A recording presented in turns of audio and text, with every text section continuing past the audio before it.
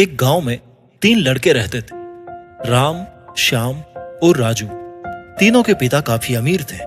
तीनों का बचपन बहुत अच्छे तरीके से गुजरा था। उनके माता पिता कभी भी उनकी कोई भी मांग को अनदेखा नहीं करते थे। राम के पिता सरपंच थे, श्याम के पिता एक कारोबारी थे और राजू के पिता एक किसान जमींदार थे। छोटी उम्र से ही उन सबको लाड प्यार ने ऐसा बना दिया था कि उनको ना तो मेहनत का पता था और ना ही उनको समय की परवाह थी। अक्सर वे सारा दिन बस घूमते रहते थे। नशे और अन्य भोग विलास में डूबे रहते थे, जिससे उनके गांव वाले भी दुखी थे। सरपंच और बड़े लोगों के बच्चे होने के कारण उनकी कोई शिकायत कर पाने की हिम्मत नहीं करता था, जिससे उनका मनोबल और बढ़ गया था। एक दिन उनके गांव में बहुत तेज बारिश हुई, जिससे सब लोगों को नुकसान हुआ, जिसमें इन तीनों के पिता भी थे। लेकिन इतना कुछ होने के बाद भी उनके बेटों का वही हाल था। वो बस घूमते रहते, नशा करते, भोग विलास करते। माँ बाप काफी चिंतित रहा करते थे। ये तीनों भले ही कितने ही गंदे थे, लेकिन इन तीनों के अंदर पता है एक एक खास बात थी, जिसकी पहचान किसी को नहीं थी और उनको खुद को भी नहीं पता था। राम एक बहुत अच्छा नेता प्रतिपक्ष था, क्योंकि अपने पिता के पास रहते हुए उसको इसका काफी ज्ञान हो गया था, क्योंकि उसके पिता सरपंच थे। श्याम भी इस तरह से बिजनेस की समझ रखता था, क्योंकि उसके पिता एक कारोबारी थे। राजू खेती का काम जानता था, क्योंकि उसके पिता जमींदार थे। पर अपने गलत कामों की वजह से उन सब ने अपने इन टैलेंट्स पर ध्यान ही नहीं दिया, जो कि उनकी सबसे बड़ी कमजोरी थी। इस तरह से इनकी बदमाशियों को देखकर इनके पिताओं ने इनको सीख देने की सोची। तीनों पिताओं ने आपस में बात करी और उसका एक हल निकाला। तीनों पिताओं ने अपने अपने काम अपने अपने बेटों को सौंप दिए, जिससे उनको समय की कद्र का पता लग सके। तीनों के पिता ने एक वसीयत बनाई, जिसमें यह लिखा था कि 1 वर्ष के अंदर इन तीनों को 10 लाख रुपए कमाकर देने होंगे, जो बिना किसी गलत काम के कमाए गए हों। और तीनों को अलग अलग स्थान पर रहना था। इन तीनों को 5-5 लाख रुपए भी दिए गए, ताकि उनको अपना काम स्टार्ट करने में दिक्कत ना हो। पहले तो सब खुश हो गए कि भैया हम आजाद हो गए, हमको पैसे मिल गए। और ऐसा सोच करके इन्होंने फिर से काफी सारा समय मौज मस्ती करने में लगा दिया, जिससे इनका नुकसान भी हुआ। इस तरह से 6 महीने गुजर गए। फिर उनको एक दिन अचानक से एहसास हुआ कि अगर हम शर्त हार गए तो हम अपनी अपनी जायदाद खो बैठेंगे। धीरे धीरे उनकी चिंता बढ़ने लगी। एक दिन वो इसी उधेड़-बुन में एक पार्क में बैठे थे और कुछ डिस्कस कर रहे थे कि उनको एक छोटी सी लड़की मिली। वो फूल बेच रही थी और साथ में पढ़ भी रही थी।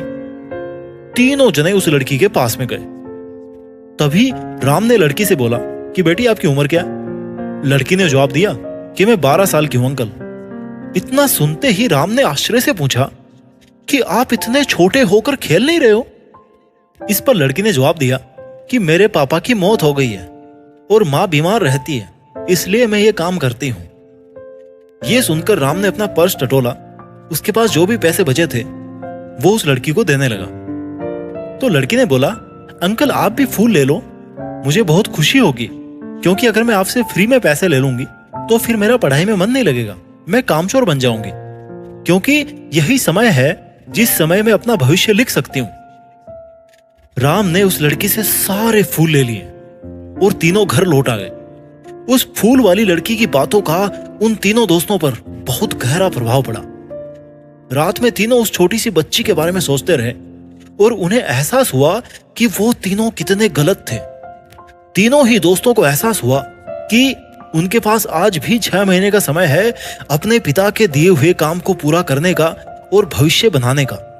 इसी दौरान सबने सोचा कि अगर बचे हुए समय का सही उपयोग करें तो अभी भी बहुत कुछ किया जा सकता है। इस तरह से बाकी दोस्तों ने भी सोचा और दूसरे शहर में आकर काम तलाशने लगे। पर उनकी शर्त में एक शर्त यह भी थी कि उनको जो भी काम करना है वो अपनी पहचान बताए बिना करेंगे, जिससे ऑब्वियस सी बात थी कि उन तीनों को काम नहीं मिला। और जब काम नहीं मिला तो उन्होंने सोच लिया कि अब अगर वो कुछ भी करेंगे तो अपने गांव में जाकर के ही काम करेंगे, भले उनके पिता कुछ भी सोचें वो अपने गांव में जाएंगे और अपने गांव में ही कुछ नेक काम करेंगे, भले ही उनको अपने पिताओं की वसीयत ना मिले। तीनों लड़के अपने गांव में फिर से आए और अपने अपने पिताओं से जाकर के मिले और उन्होंने अपने अनुभव के बारे में बताया और बोला कि वो आगे से ऐसी गलती नहीं करेंगे और वो उन्हें माफ कर दे। लेकिन पिता तो शर्त पे ही अड़े थे। लड़कों को कोई दया नहीं मिली। तीनों को फिर से दुख हुआ कि उनको अपनी गलती का एहसास होने के बाद भी उनके पिता उनका सपोर्ट नहीं कर रहे। और अगेन फिर वो रात भर सोचते रहे कि अब क्या किया जाए। तीनों ने मिलकर के एक स्कीम निकाली। राम अपने मित्रों के साथ में मिलकर लोगों की प्रॉब्लम सुलझाने लगा, जिससे उसको गांव की समस्याओं का ज्ञान हुआ। इसी तरह श्याम भी गांव के विकास के लिए नए नए तरीके सीख गया और राजू को किस्मों और बीजों का ज्ञान हो जाने से उसको काफी फायदा हुआ। तीनों ने मिलकर अपने बाकी पैसों को सही ढंग से सही जगह लगाकर गांव को एक नया रूप दे दिया। उनकी कड़ी मेहनत से गांव के लोग तो क्या, दूसरे शहरों के लोग भी उनकी तारीफ करने लगे। उनका गांव तरक्की करने लगा।